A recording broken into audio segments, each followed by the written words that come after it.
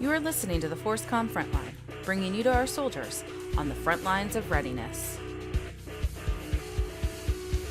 Hey everyone, and welcome to the FORSCOM Frontline. I'm Jeannie, and I'm your host. Today, I am joined by Brigadier General Jason Curl, who is the Commanding General of the Joint Readiness Training Center, or as many of you know it as JRTC, and Fort Polk, Louisiana. So, welcome, General Curl, and thank you for taking the time to talk to me today. Thanks. It's great to be on here. Absolutely. So you guys have a big mission down there at JRTC, and a lot of the senior leaders that I've talked to this year have mentioned JRTC, NTC, all the CTC training rotations and things like that. But nobody has really expounded upon what exactly it is you guys do down there or what they do when they are there. So I'm excited to talk to you because my husband did 21 years in the Army and he always talked about JRTC, NTC, and I have no idea what he ever did there. No clue. So I'm excited today to learn some new things. So why don't you tell me a little bit about the mission and what you guys do down there at Fort Polk? So we do 8 rotations a year.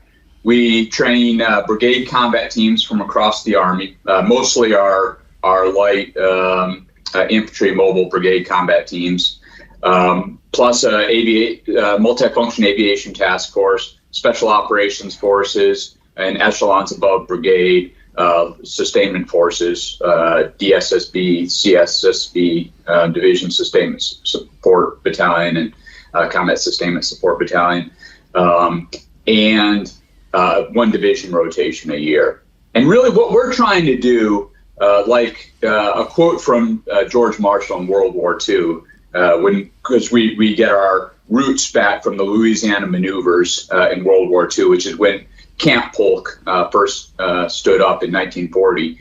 He said, we want the mistakes made down in Louisiana, not over in Europe. And we want the mistakes made in JRTC rotations, not in actual combat. So what we always say that we stretch units to the point where they can see all of their holes.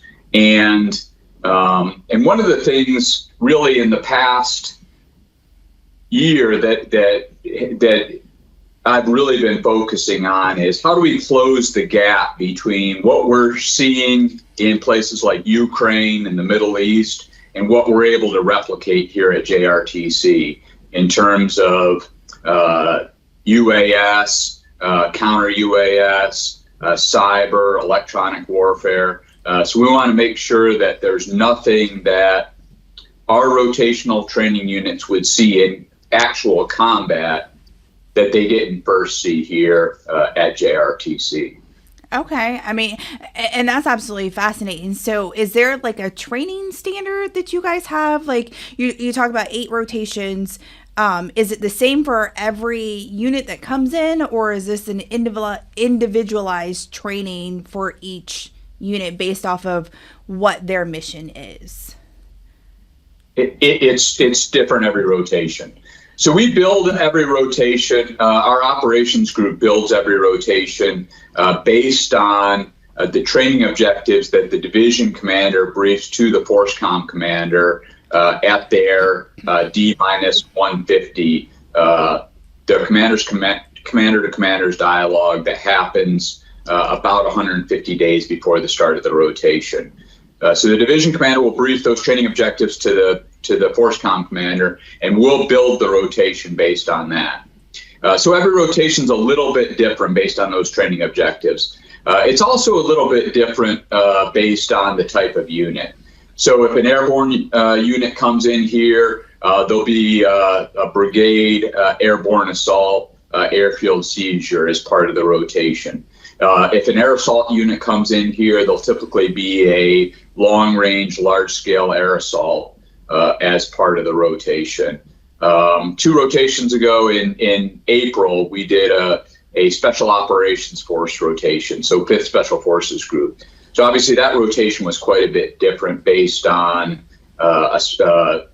Special Forces Group's mission essential tasks are vastly different from a brigade combat team's mission essential tasks. So that rotation was quite a bit different from a brigade combat team rotation.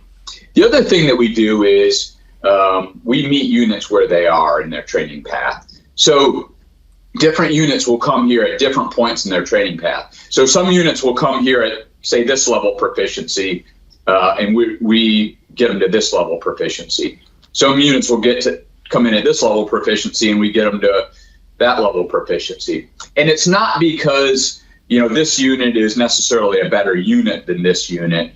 They're just at different points of their training path and their training glide path. So we meet them where they are and base the rotation based on where they come in. And they brief where they'll be coming in to the FORSCOM commander during that D-150 dialogue. And that also goes into how we build the rotation. Okay.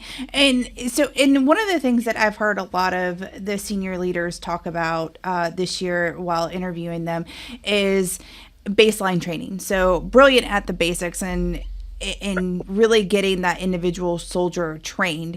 Is JRTC, do they target the individual soldier, or is it more of a group training effort, or are those things already tied into that training when these units come in? Because based on their glide path, if they're, down here, as you say, and then the other one, another unit comes in and they're up here, are we looking at more basic training with, that beginning of their glide path units?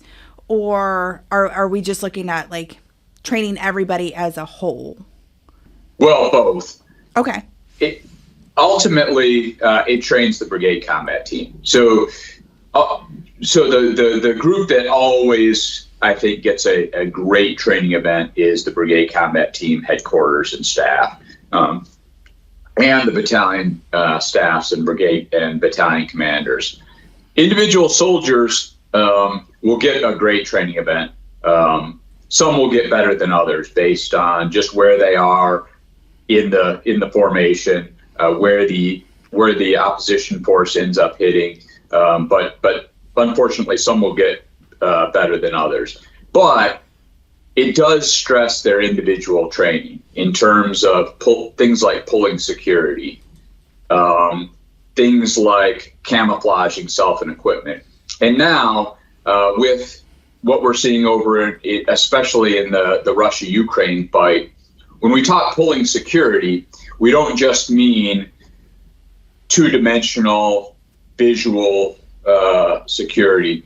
We need to talk about not only looking left and right, but looking up. Security against unmanned aerial systems, security against the electromagnetic spectrum, security in the thermal spectrum. So how are they camouflaging themselves? How are they camouflaging their command posts in all of those spectrums? So, for instance, in the electromagnetic spectrum, every time you key your hand mic, you give off electromagnetic signature, and so there's ways that they can camouflage themselves. One, they can disperse their command posts so they look smaller than they are. They can do things like offset their antennas. So we've seen a unit here who literally offset their antennas by more than 1 kilometer from their command posts, so that when the enemy targeted the signature, they were shooting at the antennas, not at the actual command post. Units have also gone through and put deceptive emitters out, so that there's a lot of noise out in the battlefield, so the enemy might get confused about what exactly they're shooting at in the electromagnetic spectrum. Camouflage themselves in the thermal spectrum, but with things like thermal blankets, turning off vehicles, all of those sorts of things. So they've always got to be thinking, how are they securing themselves? And things like in live fires, not racing to platoon and company level proficiency at the expense of actually being able to do squad lock maneuver, actually being able to suppress the objective with their weapon squads from the support by fire position. We see a lot of units that come racing to a company level proficiency, and they're not good at the basics. So we reinforce the basic squad and platoon level proficiency. Finally, we look at platoon level proficiency also in terms of staffs. You think of like the brigade staff is a platoon, and so what are the being brilliant at the basics? What does being brilliant at the basics mean for the staff? Like actually being able to do the 17 steps of the military decision-making process efficiently, being able to battle track efficiently, being able to have staff estimates. And we always look at if the XO can call a mission analysis brief in 30 minutes and say, okay, in 30 minutes we're doing a mission analysis brief, that's a trained staff, and that's a trained staff that has good staff estimates ready to go at any time. Okay. So this is all fascinating because there's so many components when it comes to, I mean, any unit, but a brigade combat team specifically.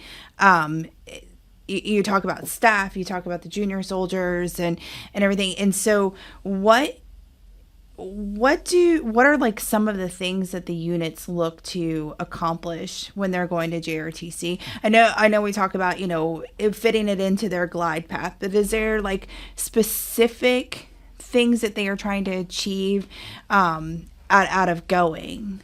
And what does that look like? Well, there's things that it's really hard to do at home station.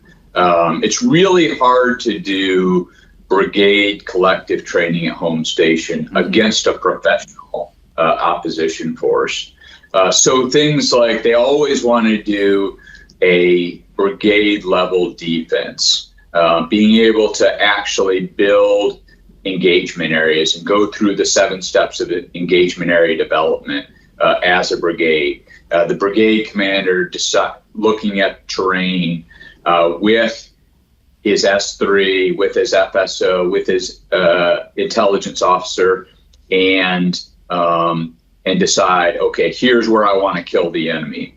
Here's how I'm going to get the enemy there. And then how am I going to kill them with direct and indirect fire systems? And then the battalion commander being able to do those same things. And then the other thing that they want to do is a brigade level attack. So usually we've got a number of built up areas throughout the Fullerton training area, and now in the Kurthwood training area, in our northern training area. But if it's a east to west rotation, they'll end up at Shugart Gordon. If west to east rotation, they'll generally end up at Dar Alam, which is just off Geronimo drop zone. And those really facilitate a brigade level attack. And can they synchronize all of their warfighting functions in time and space in a brigade level attack and have the requisite level of detail in their graphics, fire support coordination measures, direct fire coordination measures, all of those things to synchronize a brigade level fight on a built up area. Okay. And so with all that being said, how do they measure if a JRTC rotation was successful in achieving what they came to set out to accomplish during their time there? Like, is there a certain set standard, or is it a personal, like their own senior leader, like this is what I wanted to accomplish, or this was a success for me, or is there another metric that you guys look at? Well, going back to the D-150 dialogue between the division commander and FORSCOM commander, they're very specific about making sure that they have measurable training objectives. So there's training objectives like we got to do counterfire within 5 minutes. We've got to be able to have a diet of wounds rate that's less than 30%. All of those sorts of things. We also use everything that we train and teach is based on Army doctrine. So we'll use Army doctrine, and then within the doctrine, using the training outlines and objectives, the TNEOs within each of the medal tasks. So for each mission essential task, it's got what the TNEOs are that have very specific standards within them. So we'll use those, and that'll be the basis of all of our after action reviews, and really where most of the learning takes place and most of the growth takes place is during our mid-rotation after action review, and then our final after action review. Because we'll sit down, we'll pull everyone, all of the leaders out of the combat environment. We'll bring them into a theater in the air-conditioned environment, and really talk through, okay, what happened here, and the facilitator, they'll usually start with, okay, so was the attack successful, and it usually wasn't completely successful. Okay. And then it will go into, well, why wasn't it successful? Well, because we failed to synchronize fire and maneuver. We didn't have a good sustainment plan, so we ran out of ammunition. We ran out of water. We didn't have a good picture of the enemy. Okay, so why didn't those things happen? And we'll have a series of slides with pictures and videos to help drive those points. But we really try and lead them to say what the things they need to work on are. And those really kind of guide both the chain of command from the brigade and their division to help understand where they are and where they need to go post JRTC rotation. Okay. I am going to kind of flip and not necessarily talk about the units, because I'm really curious. You said it a couple times earlier that you have a professional opposition force there, and so that's kind of like the enemy for the units that are coming in. What exactly do they do? Like, I understand that they're playing the enemy and stuff, but what is their role? Like, what do they do during a rotation? We don't talk about them, so I want to know. So they play the 421st BDET generally, the enemy brigade.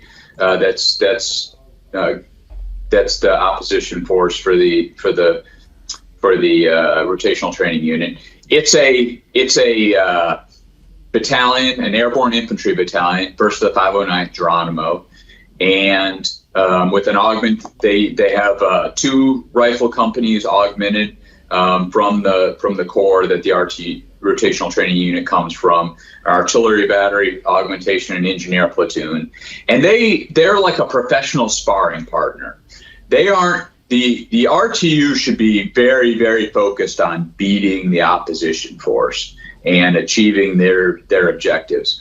The opposition force isn't necessarily focused on beating the rotational training unit, and that's what a lot of rotational training units don't understand. Okay. They're interested in giving the rotational unit the absolute best training they can give them. So they'll turn up or turn down with direction from the COG.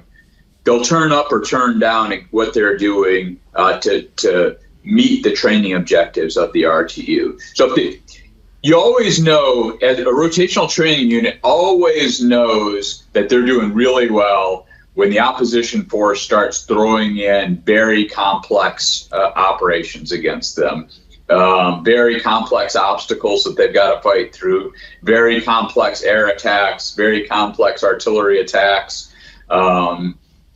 If it's really scaled down and they're not facing much opposition force, it's probably because they're really, really struggling. So they do exactly what the RTU needs them to do to push them to, as I said at the beginning, to stretch them to the point that they can see where all their holes are. That's brilliant. I love that. Like, I like that term you use, professional sparring partner. That's fantastic. So in the ways that, Geronimo, they can dial up, dial down what they're doing and stuff. And over the years, the character of the theater of conflict that we have, that we're being deployed to, where we're present at, has changed. And I assume it's probably going to change again in our present day. So how does JRTC kind of adapt to those changes with, like you talked about Ukraine and now, there's a lot of discussion of Middle East, and we've had Middle East in the past and whatnot. Is there like a specific training that you guys do based on where our conflict is? Or again, does it just go back to where the unit is in their glide path and where they're looking to be present at? Absolutely. So just in my 30 years of being in the Army, I've seen JRTC and NTC go through a series of evolutions. Back when I first came in as a lieutenant, they were doing large-scale combat operations with a low-intensity conflict phase. Then after 9/11, and we started getting into operations in Iraq and Afghanistan, we started going into counterinsurgency operations, and we built a bunch of forward operating bases all over the box, and we would have key leader engagements with local officials while getting hit by terrorist attacks and insurgent attacks, going to and from those engagements and at our forward operating bases. And then in about 2015, 2016, we started focusing again on large-scale combat operations. So we started focusing on that type of operation. With that, Geronimo is what the Army needs it to be. And in 2010, they all had beards. They were all fighting a insurgent force. Then now they replicate more of a peer threat. And they use, on the company and platoon level, they use basically our tactics. At the higher levels, the battalion, brigade level, they use mostly threat doctrine in terms of fires, in terms of one-way attack UAS, in terms of their ability to see and sense the rotational training unit. And then what we're really focused on now, and I talked at the beginning about closing the gap between what we're able to replicate here and what we're seeing, especially in Ukraine, is our ability to, one, get the level of UAS density that they're seeing over there. We all watched the Major General retired Klein went over to Ukraine and has a 33-minute video where he really talks about the operation there and what they're seeing over there.